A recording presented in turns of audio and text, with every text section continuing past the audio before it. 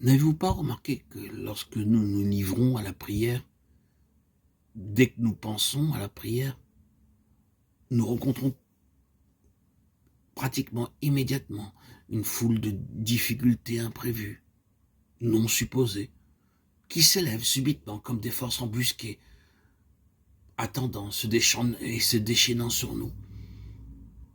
Tout cela pour empêcher la prière. C'est ainsi. Je ne dis ici pas quelque chose que nous ne connaissons pas. Je le répète, afin que nous le reconnaissions clairement, définitivement, délibérément, et que nous envisagions le fait. Ce ne sont pas simplement les circonstances ordinaires, mais c'est un fait provoquer un plan bien décisif de l'ennemi, le malin, pour empêcher la prière. L'ennemi, le diable, plutôt que faire objection à notre désir, à notre aspiration à prier, cherchera à nous occuper par un millier de choses pour le Seigneur. S'il réussit par là à ne laisser aucune place à la prière, peu lui importe que nous soyons occupés dans l'œuvre du Seigneur, peu lui importe combien nous faisons de prédications, présidons de réunions, faisons sous tous ces aspects l'œuvre du Seigneur, comme nous l'appelons.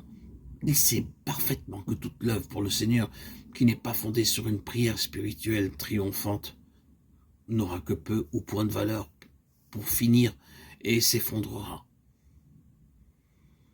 Nous disons que le malin, l'ennemi, ne s'inquiète pas de notre travail.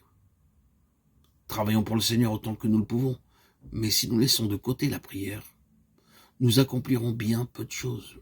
Et l'une des subtilités du diable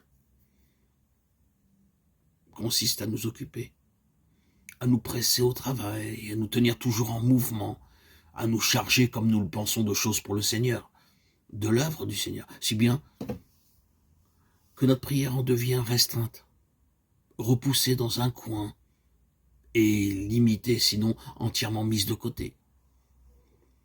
Et le Seigneur n'acceptera jamais cette excuse, Seigneur, je suis trop pris pour tes intérêts, pour prier.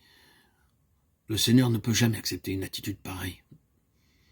Souvenons-nous que lorsque les enfants d'Israël commencèrent à parler de leur exode de l'Égypte et l'entrevoir, la réaction du diable, de Satan, l'ennemi, fut de doubler leur travail, c'est-à-dire de les occuper profondément de labeur, afin qu'il ne leur reste aucun temps pour penser à l'exode.